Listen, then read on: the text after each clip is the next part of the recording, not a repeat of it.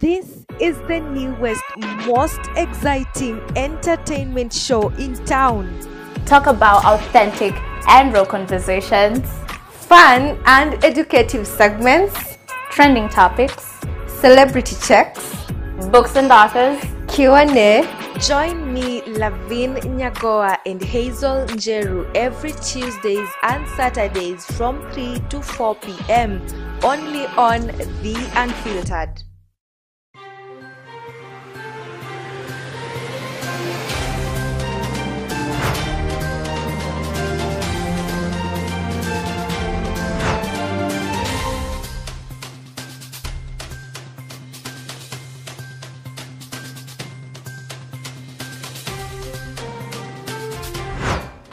Get informed on what is happening in our political scenes and people who are making headlines in different parts of the country and the world right here at TAS TV. Join me, Lavin Nyagoa, as I bring to you weekly news highlights that are factual every Friday at 4 o'clock. See you then. What's your name? My name is Kevin Kakum. Kitui Francis. From which school? Kenya Institute of Mass Communication. Kenya Institute of Mass Communication. What did you learn while at TAS TV? Improvement of my skills in graphics, such as motion graphics, video editing, photography, also communication skills. Camera operations, video editing, and improved my skills in graphic design. Would you recommend anyone? Yes, nilikuwa hapa TAS, skills zangu zili improve on communication with fellow co-workers and teamwork when doing certain projects. Yes, new skills in photography. Communication, I have built more in communications through interaction with other colleagues or people outside there. On a scale of 1 to 10, how would you rate your attachment at TAS TV? 7. 8. Generally, what will you say about TAS TV? Wow, it's amazing being here. I think it's the best place to be. Yeah.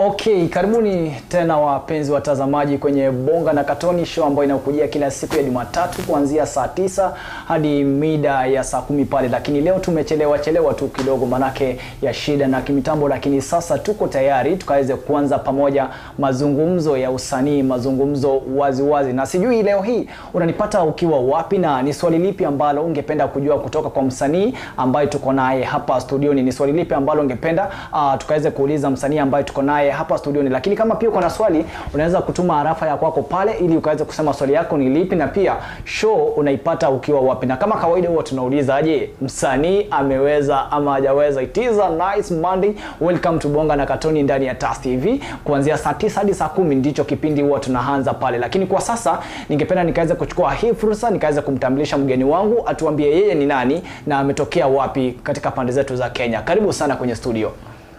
Okay, karibu. Ningependa ukaweza kutuambia majina yako, wewe ni nani na umetokea pande gani mwa Kenya? Jina ni kama Gibenji Samuel. Naam. Wa Wanjiku. Nimetoka upande wa Maimayu. Naam. Bali nikawa humu upande wa Thika. Sasa pale Thika. Naam. Nilikuja pale kama mfanyikazi. Okay. Sasa naye Mungu akaweza kunijalia kwa ile talanta ambayo nimeweza kulitoa mbali. Naam. Kwa kuwa pale mwanzo nimesomea kwa upande wa Maimayu. Pia nikaja huku Thika. Naam. Nikatembea upande mwingine. Na pia hii talanta ikawa pia inanifuata nyuma. Naam. Hadi nikafikia nilipo. Naam, tutakuwa tukiangazia mengi kuhusiana na talanta yako, manake nyimbo zenye amezimba ni nyimbo za gospel ama nyimbo za injili. Tutakuwa tukizicheza hapa, alafu niambie nyimbo unabarikiwa ukiwa wapi na msanii yupo ama yupo. Unaweza kunitumia arafa ya kwako pale, na pia kama uko na swali lolote ambalo ungependa kujua kutoka kwa yeye, unaweza kutuma pia swali lako pale, utuambie mimi naitwa fulani wa fulani na swali langu ni hili na hili. Ni masuala kuhusiana na gospel leo, ningependa tukaweze kuchangia haraka. Lakini kwa sasa ningependa tukaweze kusikia huu wimbo wake unafahamika kama Nduka Make. Twende kazi.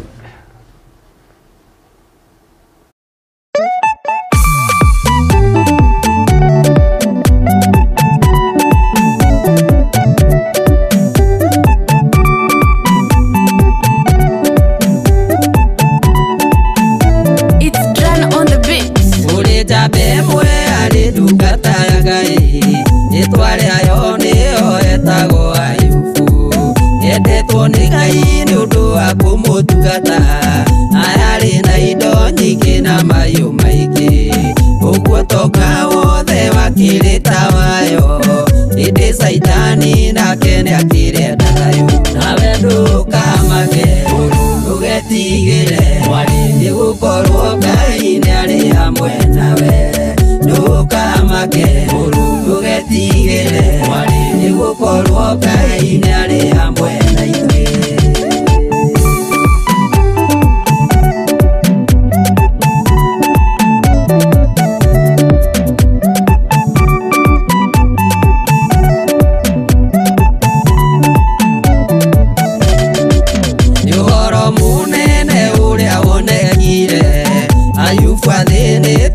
Mwena indo ciake mayu make mathira kiarukwo mwiri ukinyarire ko kiana ta thina nawe ndukamake ndugetigire nigukorwo Ngai ni ari hamwe nawe ndukamake ndugetigire nigukorwo Ngai ni ari hamwe na ithuĩ.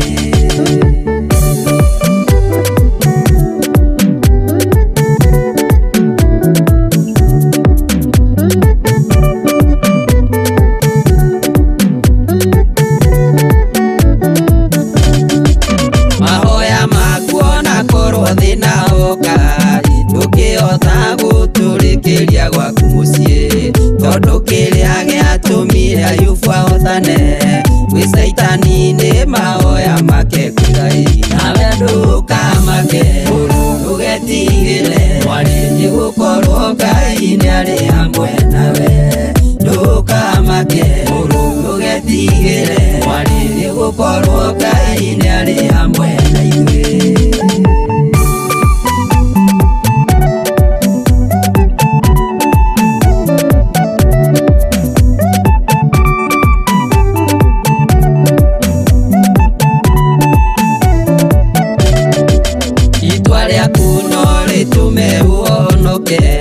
Matua makuno matume otane bara maundu mathina kuhorohio ngoro ina witikio no nginya uotane nawe ndukamake ndugetigire nigukorwo Ngai ni ari hamwe nawe ndukamake ndugetigire nigukorwo Ngai ni ari hamwe na ithuĩ.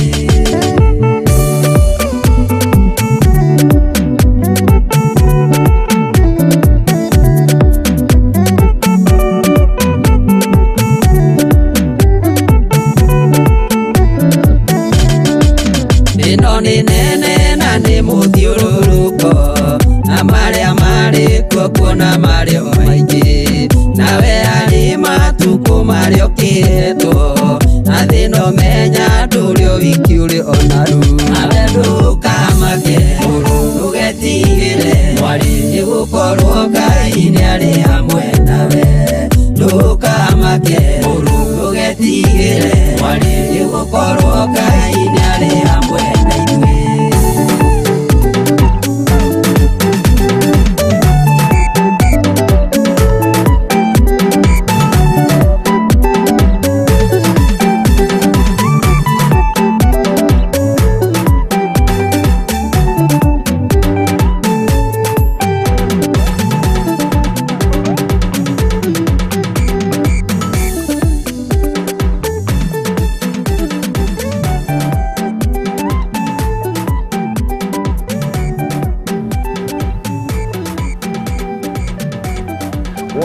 Umesikia ngoma pale venye imeweza kwenda pale, inasema ya kwamba Ndoka Make ni wimbo wake msanii ambaye niko naye hapa studioni, na ningependa pia akaweza kutueleza kiundani huu wimbo ulikuwa unamaanisha nini. Lakini kabla hatujafika pale, ningependa ukaweze kutuimbia just a chorus ya huu wimbo ambao tushaimba pale, alafu sasa utueleze ni nini kilikufanya wewe mwenyewe ukaimba huu wimbo unafahamika kama Ndoka Make, na ili jina Ndoka Make pia utuelezee huwa linamaanisha nini, maana ni wengi ambao wanasikiza hiki kipindi na wangependa kujua sana kuhusiana na wimbo. Karibu tena.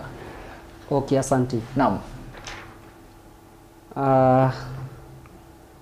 Kuriza bemwe ari dugata ngai ritware ayo nio etagwo Ayubu yendetwo ni Ngai ni undu akumutungata na ari na indo nyingi na mayu maingi uguo tonga othe wakirita wayo indi Saitani nake ni akirenda thayu nawe Ndoka Make ndugetigire nigukorwo Ngai ni ari hamwe nawe Ndoka Make ndugetigire nigukorwo Ngai ni ari hamwe na ithuĩ. Wow, that one, it is very amazing. Sasa tupeleke sasa pole pole katika huu wimbo Ndoka Make, ulikuwa unamaanisha nini? Mbona ukaimba huu wimbo na ulikuwa na lengo gani la kuimba huu wimbo Ndoka Make? Okay, kusudi na lengo la kutoa huu wimbo, naam, kuna changamoto mbalimbali ambazo nimeweza kuzipitia. Na ninapo pia nikifanya kazi, naam, na ninapokuwa na marafiki wa ukaribu, naam, kuna zile pia changamoto hutafakari wenzangu na kuona pia wanazipitia. Yeah. Nikilinganisha na zangu pia mahali ambapo nimepitia, naam, naona sio nguvu wala uwezo wangu.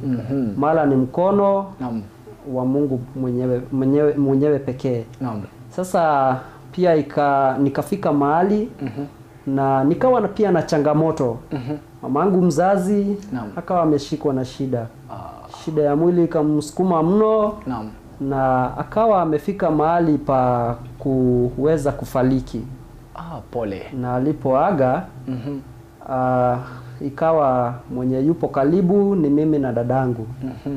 Sasa sisi ndio tulikuwa wenye kumhudumia. Na mamangu alipoweza kuniita kabla ya kufariki, aliweza kusemezana pamoja nami.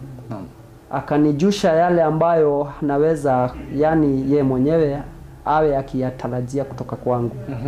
Na tulipokuwa pale tukizungumza, kuna wakati ilifika na nikamwambia mama, sasa inaweza fika mahali ninaomba tu kwa muda kidogo unisaidie niita dadangu aweze akakaa na wewe kwa muda, nami siku 2 ama 3 niweze nikatoka kidogo, ili kwa sababu mwili imeweza kukusukuma mno, ikiwa ni wakati wa kuhitaji either skari ama kitu chochote kile, tusiwe tunaonekana ati kila wakati tunaombaomba sana ama tunaitisha msaada sana. Kwa kuwa niko na nguvu na pia kuna mahali ninafanya kazi. Ikiwa pale inaweza kuwa ninakurushia hata kama ni kitu kidogo, dadangu anakusaidia. Nawe hata kama ni pesa ya dawa tunabahatika pale, chakula tunapata pale, na maisha iwe salama. Kuliko kuwa kila wakati kuna tarajio ya kwamba ati kuna mtu tunaweza tegemea aje na atusaidie. Na mimi mwenyewe niko. Yes. Nimesikia kwamba umezungumza kuhusu challenges, na hiyo ni mojawapo ya challenges ambazo wewe mwenyewe uliweza kupitia, ukaona ya kwamba wacha nikaweze kutunga huu wimbo. Na pia unajua kuna zile challenges ndio unapitianga daily. Kunao pia changamoto ushaipitia kubwa sana, ukaona hakika si uwezo wangu mimi mwenyewe. Yes. Ni uwezo wa Mungu. Yes. Mimi changamoto ndugu yangu nimepata. Sababu kuna wakati nimeletewa barua ati naitwa kotini. Na ni maongo tu. Na kufikishwa pale sijui nilifanya, sijui niliingiana. Kutoka pale pia kuna wakati pia nikafuatilia ile makaratasi. Na baada ya kuifuata na wengine wenzangu, na tukashika mkondo, tukaona ni ukola inataka kufanyika mahali wapi? Mahali pale. Naam. Pia kuna wakati nilikuwa nimegongwa na gari mimi mwenyewe, tulikuwa na mamangu akinisafirisha moja kwa moja mpaka mpado wa Eldoret. Naam. Sasa hata sikufika pale. Niligongewa na gari katikati. Nilikuwa nimebeba bag. Sasa nikagongwa, na yeye alikuwa ameshika dadangu. Nikagongwa na gari, nikatupwa kando ya barabara. Nao wakaachwa pale. Kwa muda kidogo nikachukuliwa na nikaweza kupelekwa hospitali. Sasa wakidhania nimekufa, walinipata pale nikihudumiwa. Sasa hiyo nikaona pia ni mkono wa Mungu. Ni mkono wa Mungu umekubeba. Yes. Wow. Kutoka pia tena pale nimepitia changamoto kubwa. Kulingana na destiny ambapo nimetoka mimi mwenyewe. Yes. Nimetoka mahali, my friend, mahali mbali sana. Ambapo wazazi wangu hawakuwa na nguvu ya kuweza kunilea mimi mwenyewe. Bali waliweza kupata nguvu kupitia kwa Mwenyezi Mungu. Maana mimi ni mtu ambaye amelewa na kazi ya kibalua. Pia na mimi baada ya kukomaa kidogo kuendelea kwa muda, nikawa nimeweza kufika ile kiwango, nami nikaweza kupambana kimaisha. Sasa kufika hapa, nimeona mkono wa Mungu umeweza kuwa juu yangu. Changamoto nimepitia mbalimbali. Naam. Yes. Lakini Mungu pia amekusaidia kutokana na hizo changamoto ambazo unapitia wewe mwenyewe. Naye Mungu ameweza kuwa akinisaidia pakubwa. Naam. Pia nimeweza kuwa nikipigwa na watu kwa njia hii na ile ingine. Ili niweze kuangamia, nimeweza kuangalia pia ile njia ninaweza pitia ili niweze kufika ambapo ninafaa mimi mwenyewe kuwa ninastahili. Naam. Bali ninapatana na changamoto, alafu ninajipata ninapambana na kumuomba Mungu, anaweza kuwa mbele zangu, na anaweza kunipa kibali, na anaweza kunionekania, na diposa hadi wa leo nimeona tu amenionekania. Wow. Yes. Nataka sasa ushauri wale waimbaji ambao wanaanza, wanapitia changamoto, ama yule mtu ambaye ako katika zile changamoto ambazo anaona mimi ukweli ni kama Mungu alinisahau. Ni nini unaweza kumwambia huyo mtu sasa? Ile kitu nikaweza kumwambia ule msanii ambaye ni mwenzangu yupo pale kwa kujiandaa kuingia kwa industry. Naam. Au yupo ndani ya industry na pia hajaweza kufika mahali ambapo yeye mwenyewe na roho yake inastahili. Naam. Ama inajisikia inafaa. Naam. Ni kuwa ajitie moyo. Na pia kufika ambapo kwa ile laini ya usanii. Naam. Ni lazima upitie challenges. Naam. Na mtu hutoka mbali. Naam. Na kufika tu pale sio hivi bure. Naam. Na baada ya kupitia changamoto na kutia bidii bila kukufa roho, utajipata umefika pale na ile kipawa chako umeweza kukifurahia. Naam. Utapigwa vita na watu wengi. Maana mimi hata kuna wakati nimeweza kuwa nimeandika hizi nyimbo zangu. Unapata nimepelekea mtu fulani. Hizi nyimbo nisaidie vile nitaweza kuzitoa. Bali kwa sababu anajua ni kipawa kiko pale. Anakosa bado hata kunipatia jawabu. Ni kweli. Analala na nyimbo zangu ambazo niliweza kumpatia. Anakimya tu. Lakini nami pia ninakuwa na changamoto ya kushindwa. Sasa pale na niliweza kuomba msaada, nitasaidika vipi ili niweze kusaidika? Lakini naye kwa sababu mimi ni msaada niliomba kwake, ama nilienda kwake kumuomba njia ili aweze kunifungulia lango. Sasa siwezi nikapitia njia yoyote ila tu kuvumilia na kuomba Mungu aweze kunipa kibali, aweze kunipatia nguvu. Kwa sababu mengi wasanii ni mambo mingi sana wanapitia. Mengi sana yananenwa. Lakini kama wewe ni mtu wa kukufa roho, my friend, huwezi ukafika. Utashindwa na utawaachia, na ile kitu watapata kwako ni kucheka tu na kukuongelea tu wakati umeshindwa. Ona alijaribu. Ona amekuwa akiandika. Ona amekuwa akisema yeye ni muibaji. Si tutaona ataenda baka wapi? Si ameniletea kwanza? Hii hata hakuna mahali inaenda. Wengine unaandika na unaenda unaparticipate mahali wanaona ni wimbo tamu sana. Lakini wengine juu hii ni kitu inakuanga kama ufalme. Na msanii anakuanga na kitu kinaitwa ni kama dhahabu. Juu usanii ni dhahabu ikiwa ndani ya mtu fulani. Juu kipawa sio kila mtu huanga anakabidhiwa. Ni ukweli. Wewe ni wewe na mimi kuna ile kitu ambacho nimekabidhiwa. Na sasa kwa sababu nahitaji nguvu yako, my friend, unaona hapana. Mimi utaendelea tu kuketi kando hata nikikukaribia. Unaona mimi utaniangalia tu. Hautanionyesha hatuyupo pamoja, utanionyesha yes tuko pamoja. Lakini ukweli ni kwamba nitajaribu kuongea na wewe na make sure hakuna laini ambao utajua nitapitia kwako nisaidike. Sasa unajua tukiwa katika hizi changamoto, ukipitia changamoto lazima pia ukuwe na lesson ambayo umesoma kutokana na hizi changamoto. Ni nini ulisoma na kinaendelea kukumotivate wewe mwenyewe au sikizi zile vitu ambazo watu walikuwa wanakuambia bado wewe mwenyewe unaendelea mbele? Okay. Ile kitu ninaweza sema hapo ni kwamba niseme kuna ile kitu inaitangwa wewe mwenyewe kujitia moyo. Na ukivuka daraja sahau na yale ambayo ulipitia. Na pia kwa hizi challenges kumbuka sio marafiki wa aina moja unapatana nao. Kuna ambao ni wazuri wanakushika mkono. Kwa mfano niko na rafiki ambaye anaitwa Pastor Kilofi kutoka pale upande wa Maimayo. Naam. Huyo Pastor Kilofi ameweza kunishika, tumeweza kupelekana nao vizuri na ameweza kunishikilia kwa mkono. Nimeweza kuwa na msanii mwingine ameitwa Kamwele Wanjoki. Kamwele Wanjoki alikuwa mwalimu wangu wa pale shule ya Maimayo.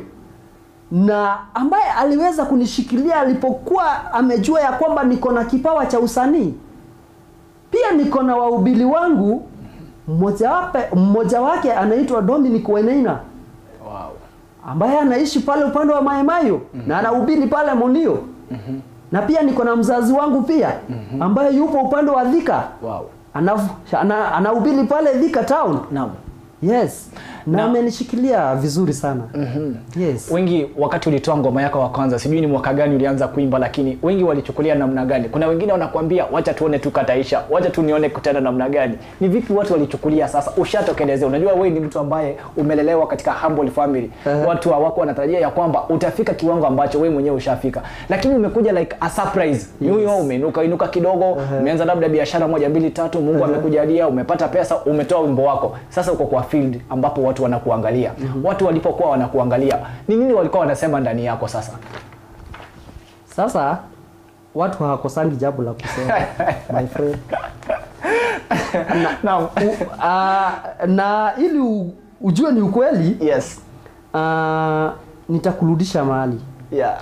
Unaweza kuwa unatafuta makao. Nisikie vibaya kwa sababu unatafuta makao. Sababu utatafuta makao ubahatike nayo, ukuje unipite kiwango. Yes. Na pia ninaweza kuona nidhanie juu unaniomba nafasi, utakuja uombe nafasi ni ukaribishwe pale, na mimi ndiye ambaye ni king pale, ama mimi ndiye na huongoza pale, niondolewe wewe uache ukiwa umeketi pale, my friend. Naam. Na nitakurudisha pale nikuambie kipawa huwa na vitakali sana.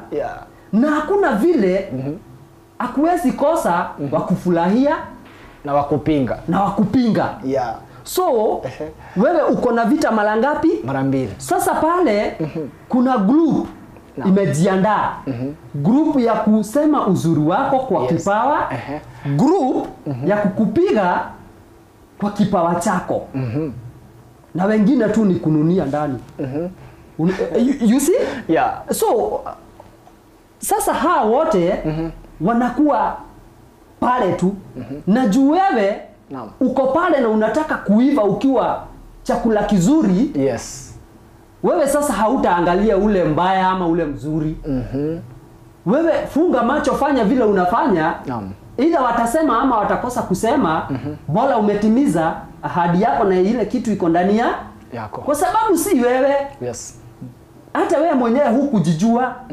Mungu mwenyewe ndiye alikuchagua na akakujua. Na hata kabla ya kukuleta ulimwengu, wewe mwenyewe ulikuwa hiyo kitu iko ndani yako. Sasa yeye Mungu mwenyewe alikuwa amekuchagua na ile kitu, na alikuwa anajua kuna mahali atakuweka na kuna vita utakuja kupatana nayo.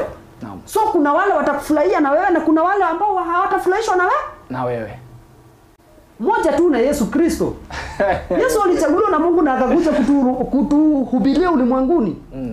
Alitenda miujiza. Naam. Akaponya wengi. Naam. Na kwa hayo yote wale watu ambao alikuwa ananenea wakajigawanisha. Naam. Kuna wenye walimpiga, kuna wenye walikuwa namlilia. Naam. Wacheni kumpiga, ni mwana wa Mungu. Na kuna ambao walikuwa nasema mpigeni, huyu ni nani?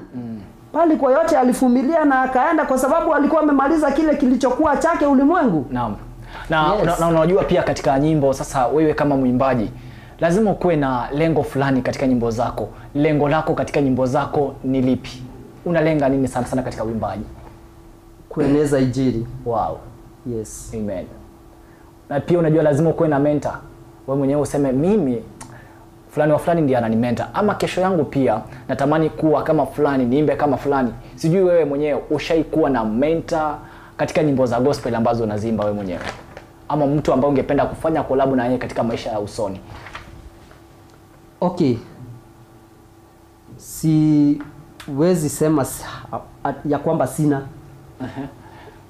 Niko na huyu ambaye nimetaja anaitwa Pastor Kirofi. Naam. Yeye ni msanii. Niko na Mr. Morimu Kamwero wa Njoki. Naam. Ama MC. Yeye pia ni msanii. Naam. Na ninawapenda sana. Na ile kitu pia inafanya niwapende. Naam. Mahali ambapo wapo. Naam.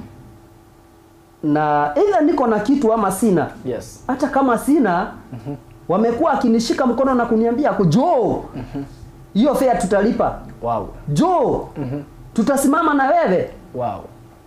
Mimi huyo mwalimu aliweza kusimama na mimi nikiwa pia shule ya msingi.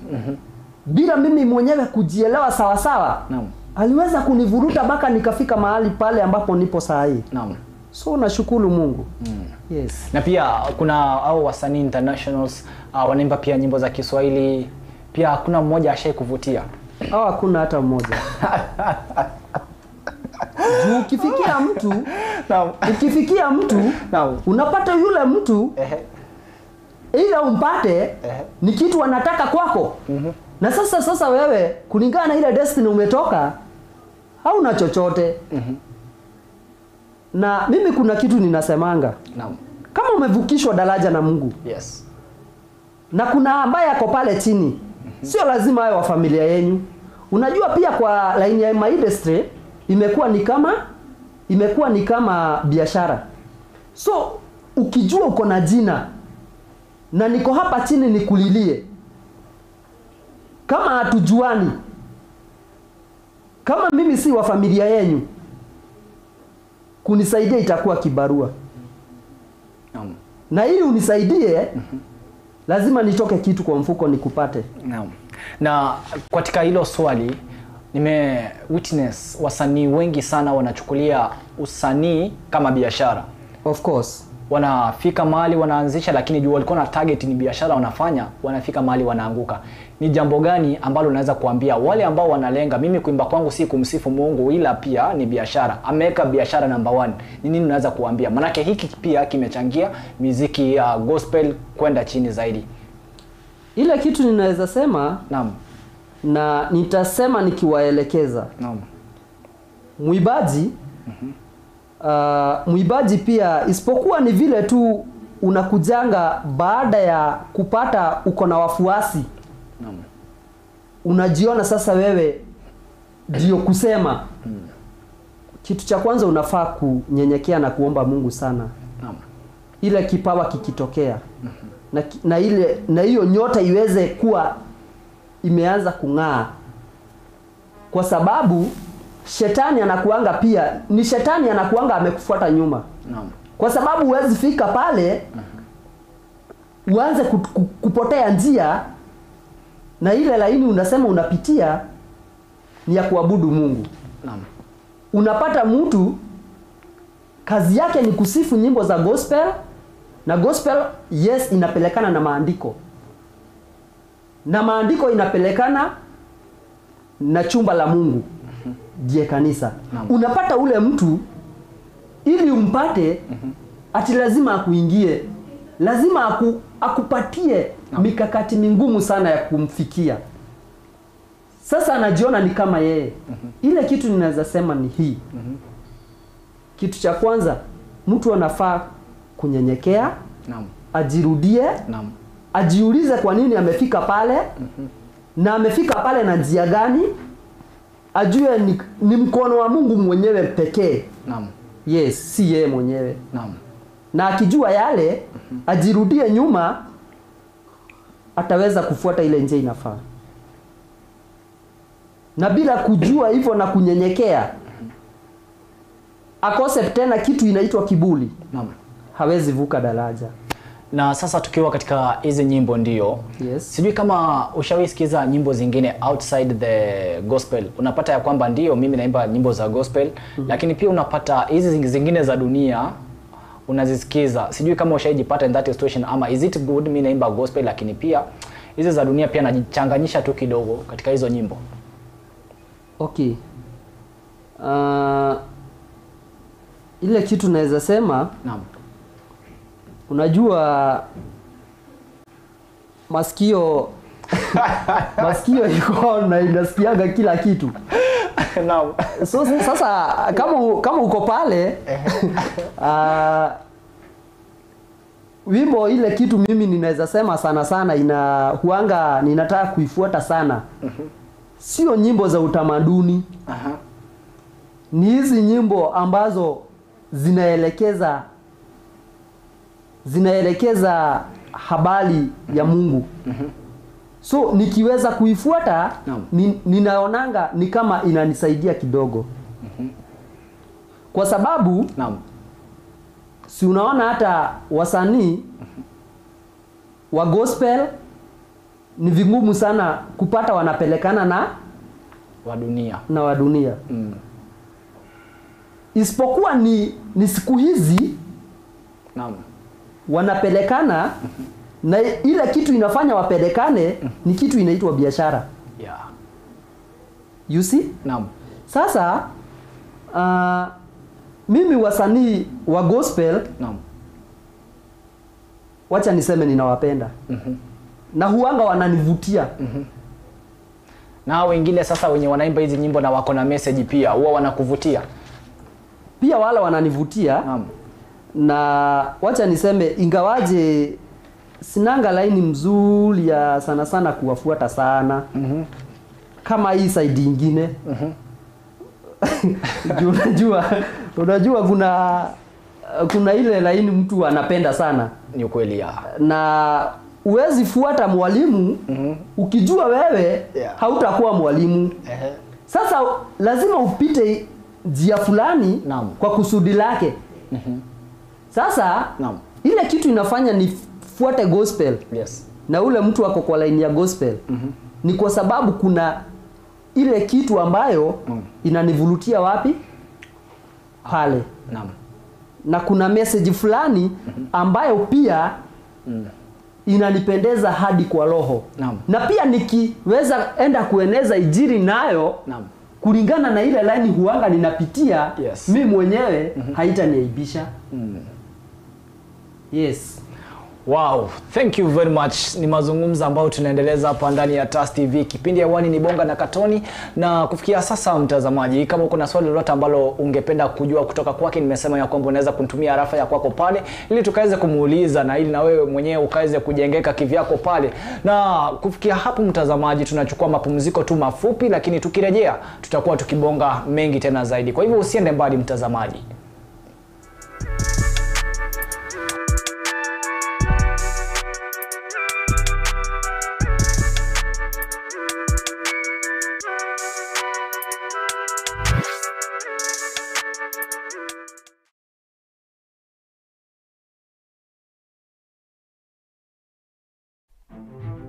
Welcome to TAS Media Institute, the home of undiscovered talents. You will be trained by professionals who have a passion in what they do. Do not be left behind. Enroll now and become a pioneer of TAS Media Institute.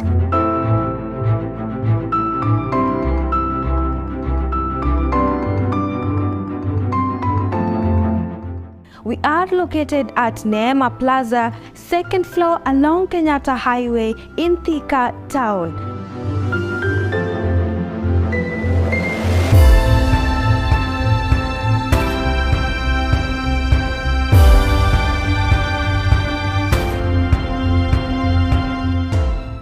Life can sometimes take unexpected turns, and this family's story is no exception. When a gas explosion completely changed the course of their living, Mr. Joseph Lual and his family have been forced to face unimaginable hardships.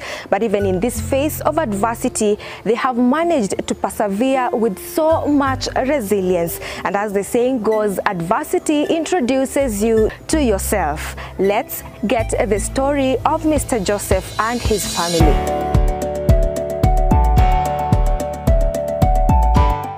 So welcome to the first episode of Brain Busters. My name is Mwangi Dominic. Lotko barabara ya MKU. Tunauliza maswali tatanishi.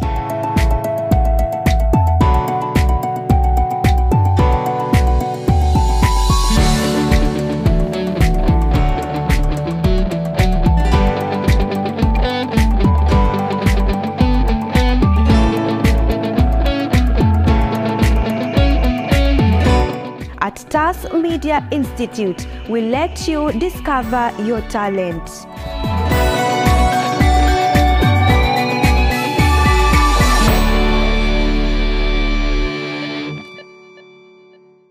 This is the newest, most exciting entertainment show where nothing is off limits. We bring you real, authentic, and raw conversations. Enjoy good vibes, fashion, and lifestyle from your favorite celebrities. Fun, trending topics, games, and educative segments. Every Tuesdays from 3 p.m. and Saturdays from 4 p.m. to 5 p.m. With me, Lavin Nyagoa and Hazel Jeru. Only on The Unfiltered.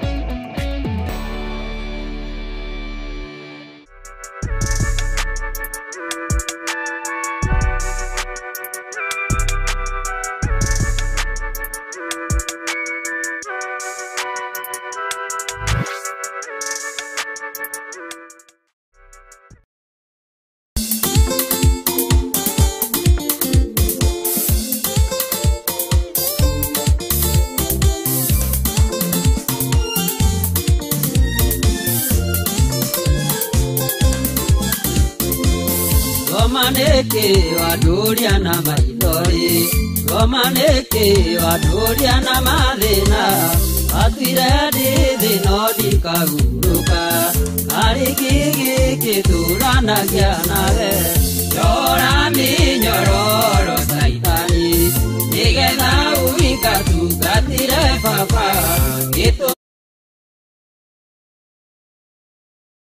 wakwa warĩirwo kaibari, yora minyororo saitani, nigetha uingatungatire baba, gĩtũmi niĩ ndũthire thire nawe, thire wakwa warĩirwo kaibari.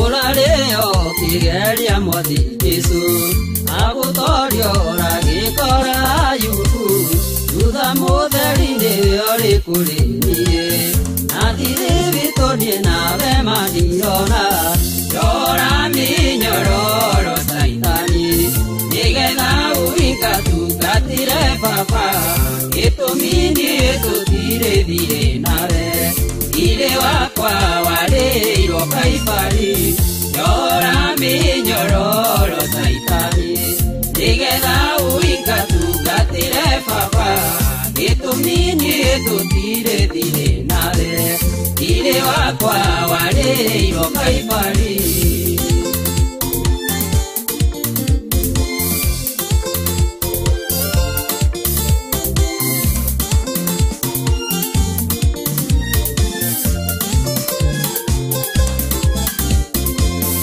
Edwiletie munona kakumenya Vira waku goma niko huruja Nagusera sera emasia dayu Nagutigi dukani alimedaine Yora minyororo saitani Nigeda uika tukatire papa Itumini tutire dire nawe Dire wakwa wale yokaibari Yora minyororo saitani Igena uika tukatire papa Itumini tutire dire nawe Dire wakwa wale yokaibari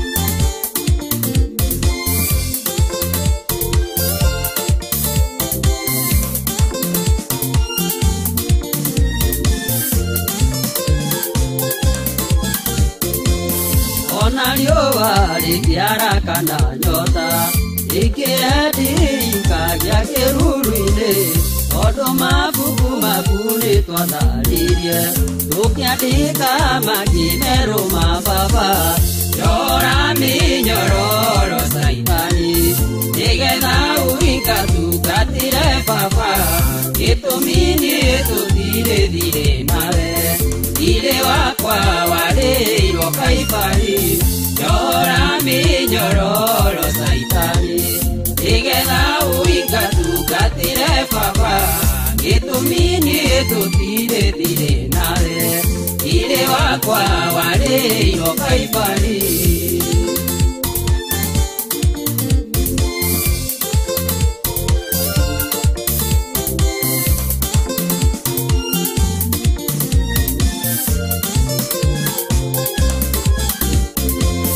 Gomaneke waduria na maithori Gomaneke waduria na mathina Watire dithi no dikahuruka Ariki kiturana kia nawe Yora minyororo saitani Nigetha uika tukatire papa Gitumini tutire dire nawe Dire wakwa wale yokaibari Yora minyororo saitani Nigetha uika tukatire papa Gitumini tutire dire nawe Dire wakwa wale yokaibari.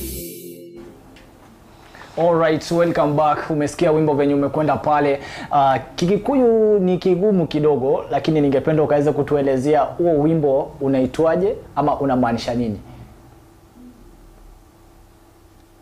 Hiyo wimbo inaitwa kwa CD yake ama album. Venye umename tu Ngarura, sijui umeona Ngarura. Ngarurera muturire. Kwa Kikuyu inasema ya kwamba yes, Ngarurera muturire. In short. Hiyo inamaanisha nini? Nibadilishie maisha. Nibadilishie maisha. Yes. Sababu ya kuimba wimbo? Niseme tu ni zile changamoto pia ambazo nimeweza kuwa nikizipitia. Wow. Sometimes unaenda kwa watu, unapatana na challenges. Yes. Zile tu za pale mwanzo. Naam.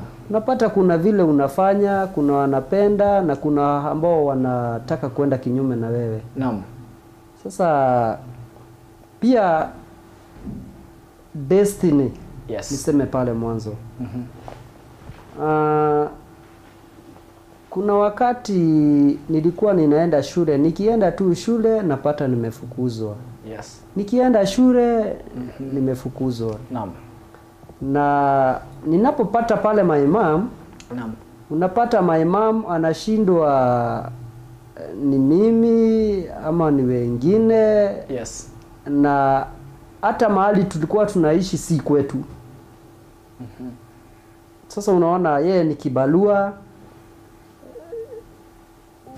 Yani kulingana na hiyo, yani mambo nimepitia ni mambo mangumu sana.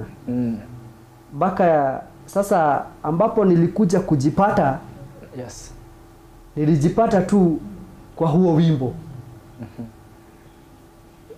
Ya kwamba si Mungu pia mimi ukuje unisaidie. Yes. Unibadilishie hii maisha. Yes. Unibadilishie nami nione kama nitaza kubadilisha maisha yetu. Yes.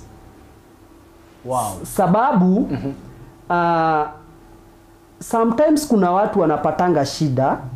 Unapata hata ukionekana na majirani pale, Yes. instead ya wale watu kukusifu mazuri na umeenda kuwasalimia, Yes. wanaona umewapelekea shida.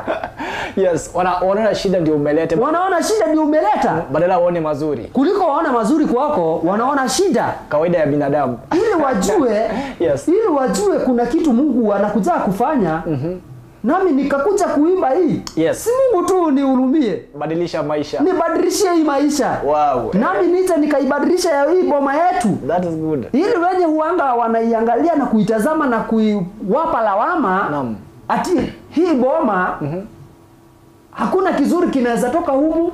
No, nikakataa. Mungu badilisha hii kitu. Ati mtu ati nikiamka hivi ni lazima kesho nikuje nibisha kwa jirani nimuombe kazi.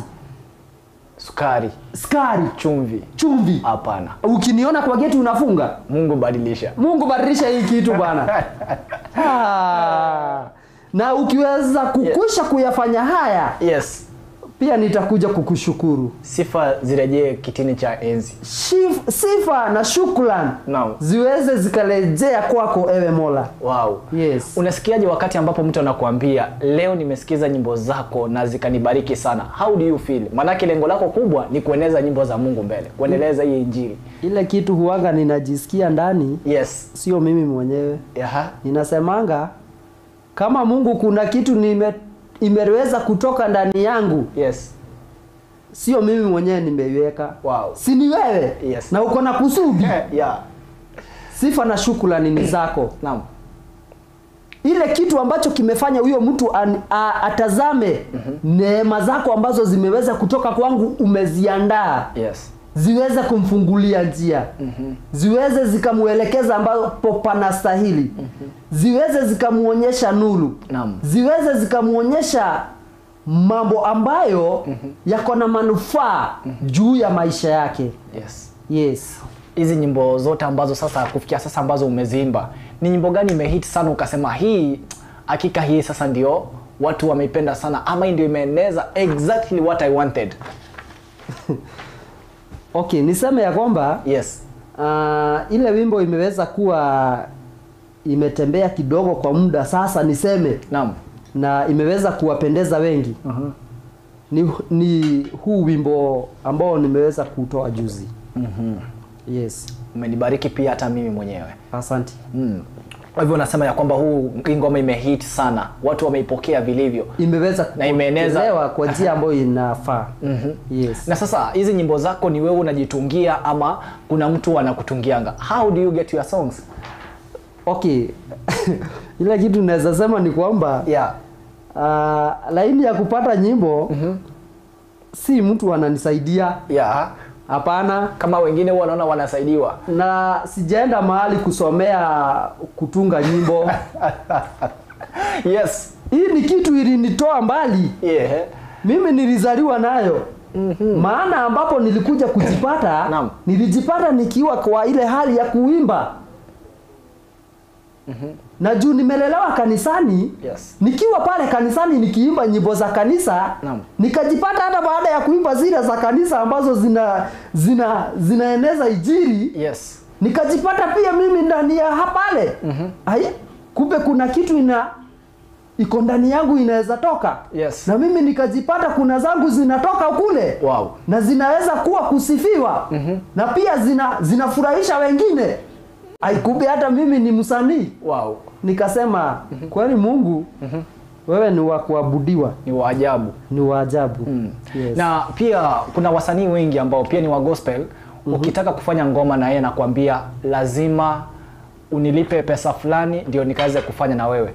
Kwa mtazamo wako wewe mwenyewe unachukuliaje hili swala la mtu anakuambia nilipe, na talanta umepewa bure na Mungu ndio, lakini anakuambia nilipe tufanye gospel na wewe, wewe unafiliaje? Ama wewe mwenyewe wewe unalipisha pia? Acha niseme naam, talanta wengi wameichukulia ni biashara. Kwangu naam, sioni vile ninaweza kulipisha. Yes. Na sijawahi shika laini ya kulipisha. Maana naam, nilipokuwa na kilio kuna wawili watatu, yes, hata kama waine ni laini ya kunipiga, sijakosa wawili watatu, yes, wa kunihurumia na kunishika. Yes. Na si wao, ni Mungu alitumika ndani yao. Naam. Kwa nini mimi Mungu asitumike ndani yangu nihurumie mwingine ambaye anataka kujua hii laini? Yes. Uinue ile talanta ambaye ako nayo. Maana Yes. mimi unaweza pata niko na talanta ndio, lakini kwa sababu sina pesa ya kukulipa wewe mwenyewe, ile talent yangu imeisha. Lakini ukiwa na roho nzuri ukiniambia hapana, hivi ndio tunafanya, mimi sitaki malipo yako, wacha tujengane, I think ndugu ni kufana. Wala si kufanana. Naam, shukrani sana kwa hayo maoni. Na vile vile tukielekea kumalizia pia, Yes. Wengi upata ndio nyimbo zao kupitia ndoto. Wengi upata kutravel. Wewe mwenyewe unazipatanga aje? Okay, niseme Yes. Mimi laini yangu ya kupokea nyimbo ambazo huanga ninaziimba na zinaendelea kwa sasa. Yes. Nitasema tu ninajipatanga tu nikiziimba. Yes. Kwa hivyo unaweza tembea ukapata wimbo. Yes. Unaweza kuwa umelala labda vision ikakukujia, Yes. ukaandika wewe mwenyewe wimbo. Yes. Wow, that is good. Na sasa kufikia sasa unajua wengi hupitia changamoto mingi sana. Baadhi ya changamoto ambazo kando na hizi zenye ulikuwa umetaja, labda kuna zingine ambazo umepitia, na labda kwa sasa miaka 5 ijayo, labda wewe mwenyewe unaona usanii wako unataka kufikia wapi? Na ni nini ambacho labda ungependa kuambia mafans wako ambao wanakusikiza? Okay. Ile kitu naweza ambia mafans, naam, kitu cha kwanza nawapongeza sana kwa laini ya kuwa wameweza pia naam kunipa ile mlali ama nguvu. Juu unaweza toa kitu mzuri sana, yes, na ikose kupokelewa. Naam. Na ikikosa kupokelewa utakosa maana yake. Lakini yes, ila ni wawili watatu wanne watano ambao wananionyesha tuko kwa laini moja, naam, na wanafurahishwa na ile kitu iko ndani yangu. Wao wako na uwezo pia wa kuniwezesha kuwa nitapanda juu, ambapo nimeweza kuwa nikitarajia na kuenda mbali sana. Yes. Kwa sababu ya nguvu ya nini? Ya wale wawili watatu wameweza kuwa wakipelekana pamoja nami. Sasa ile kitu naweza sema, ninawapenda sana. Yes. Na Mungu wabariki. Na pia waendelee kushikilia pale pale. Na waendelee kuniombea, nami niendelee kuombea. Safari tupelekane pamoja. Ni akina nani pia ungependa kushukuru? Najua ni wengi pia wamekushika mkono, lakini ni wachache pia unaweza kuwataja hapa hewani useme fulani wa fulani aliweza kunisaidia. Ni akina nani hao ambao ungependa kushukuru hapa hewani? Okay, kitu cha kwanza siwezi nikamsahau mamangu ilhali alifariki. Naam. Na mamangu aliweza kunishikilia mwanzo kabla ya kwanza hata kufikia wale marafiki. Sababu mtu wa kwanza kunigundua kilicho ndani yangu ni mamangu mzazi. Wow. Kitu cha pili ni mhubiri ambaye aliweza kuwa pale karibu na mimi. Ambaye anaitwa Dominic Weneina. Wow. Waliweza kunishikilia sana kwa maombi. Pale upande wa Maimayu Village pale Munio. Naam. Kanisa ilikuwa Vision in Christ Church au VIC. Yes, hapo ndipo nilikuwa ninashiriki. Na huyo ndiye aliweza kuwa mhubiri wangu. Naam. Na aliweza kunishikilia sana kabla sasa nitokea na huku sasa kwa kutafuta. Yes. Sasa kutoka kwa wale nikafikia sasa marafiki ambao nao waliweza kunishika. Naam. Pale kwa shule nikapatana na mwingine ni mwalimu ambaye anaitwa Mwalimu Kamwero wa Njoki.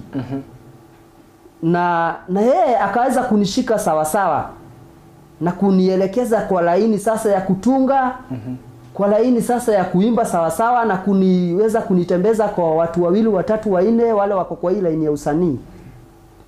Kutoka pale nimeweza kushikana na ambaye anaitwa Pastor Kirofi. Pastor Kirofi naye akanishikilia pakubwa. Na tumeenda mbali sana.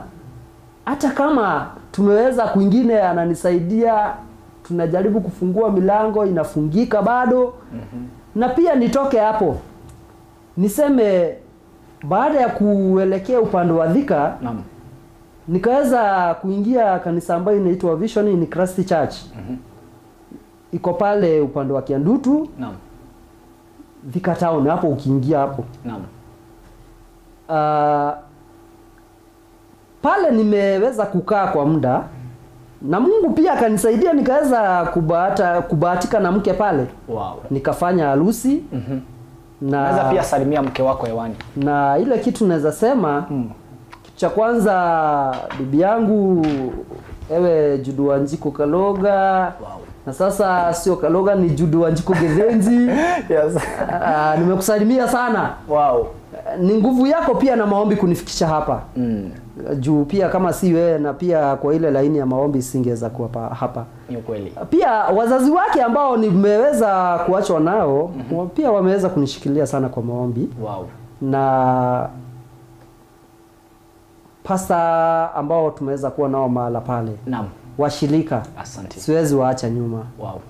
Kutoka hapo niko na marafiki ambao wako pale upande wa Thika. Thika ule chairman wa tuktuk ambaye anaitwa Mr. Karanja Mwago ambaye ameweza kuondoka. Pia nimeweza kumsumbua kwa muda. Aweze kunisaidia kwa ile laini ya usanii. Niweze kufungua hii njia. Mwago alijaribu sawa sawa. Tukatoka hapo akamaliza tamu yake akaondokea. Kuna chairman wa pili anaitwa Mr. Karanja. Karanja pia ameng'ang'ana na mimi na amenisaidia pakubwa. Siwezi sahau na chairman sasa wa ile laini ambayo inaitwa Makongeni Tuktuk Sako. Ambaye anaitwa Mr. Wambugu. Na mdogo wake ambaye anaitwa Joel. Na pia ofisi yao na members niseme wamenisaidia pakubwa. Laini ya maombi, laini ya kunishikiria. Mungu awabariki pakubwa. Shukrani za dhati. La mwisho, ni vipi watu wanaweza kupata labda nambari ya simu, ama ni vipi pia watu wanaweza kupata nyimbo zako? Ni vizuri pia wakaweza kuambia, wakaweza kukuboost pia. YouTube pale unajiita namna gani?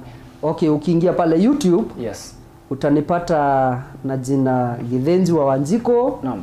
Ukiandika hiyo tu jina, uisearch, utanipata. Wimbo ni Dokamake. Utaipata. Na nitafurahia. Na pia wewe utaendelea kubarikiwa. Sawa sawa. Pia Facebook. Utasearch Jisamesame. Utanipata pale. Instagram, TikTok. Kiingia TikTok, utatafutana na Jisamesame. Utanipata. Ukiingia YouTube, Githenji Wanjiko.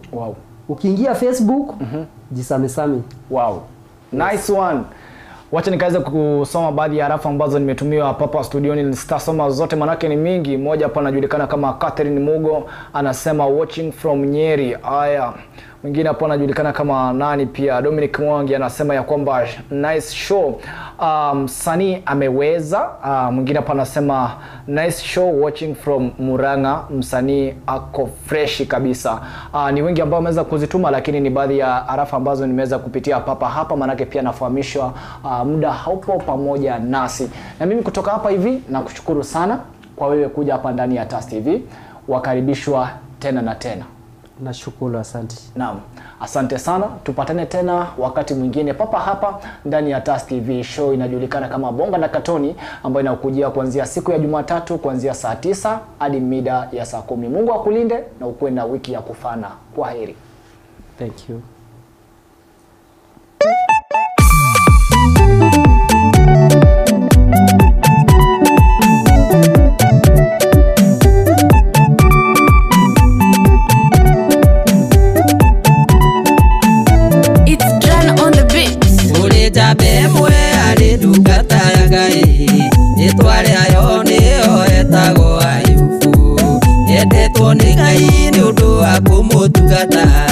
Ayari na indo nyingĩ na mayu maingĩ ũguo toka wothe wakĩrĩta wayo ĩndĩ Saitani nake nĩakĩrenda thayũ nawe ndũkamake ndũgetigĩre nĩgũkorwo Ngai nĩarĩ hamwe nawe ndũkamake ndũgetigĩre nĩgũkorwo Ngai nĩarĩ hamwe na ithuĩ.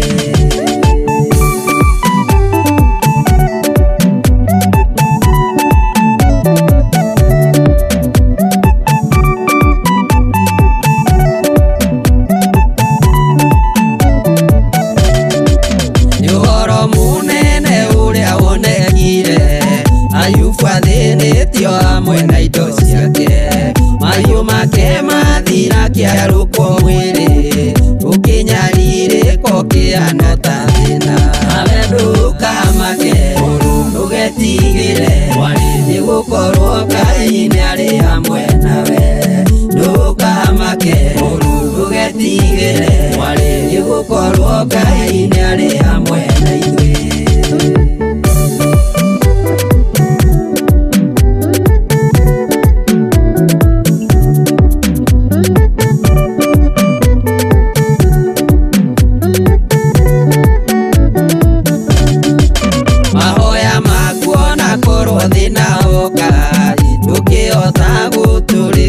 Gwaku muciĩ tondũ kĩrĩa gĩatũmire Ayubu ahotane gwĩ Saitani nĩ mahoya make kwĩ Ngai nawe ndũkamake ndũgetigĩre nĩgũkorwo Ngai nĩarĩ hamwe nawe ndũkamake ndũgetigĩre nĩgũkorwo Ngai nĩarĩ hamwe na ithuĩ.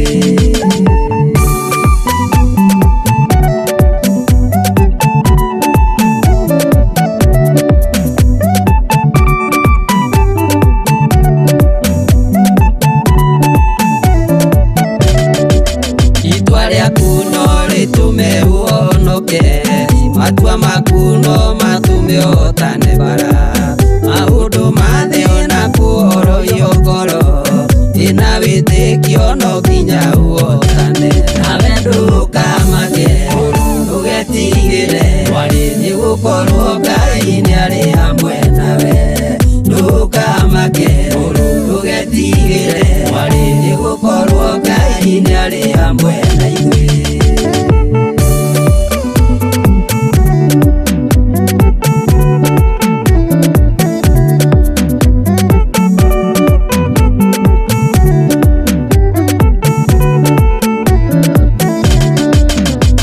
Nene na nĩ mũthiũrũrũko na marĩa marĩ kuo kuona marĩ maingĩ nawe arĩ matukũ marĩa ũkĩhetwo na thĩno menya ndũrĩ o wiki ũrĩ onaru nawe ndũkamake ndũgetigĩre nĩgũkorwo Ngai nĩarĩ hamwe nawe ndũkamake ndũgetigĩre nĩgũkorwo Ngai nĩarĩ hamwe na ithuĩ.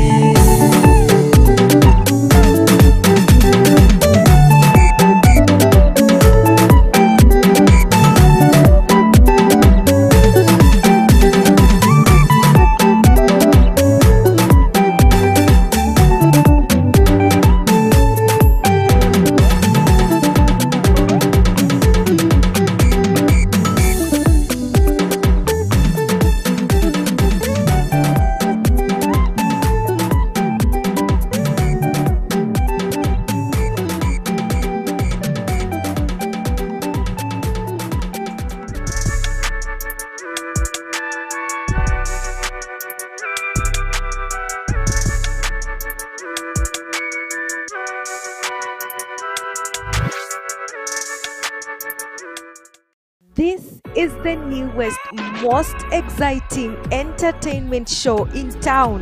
Talk about authentic and raw conversations, Fun and educative segments, trending topics, celebrity checks, books and authors, Q&A. Join me, Lavin Nyagoa and Hazel Njeru every Tuesdays and Saturdays from 3 to 4 p.m. only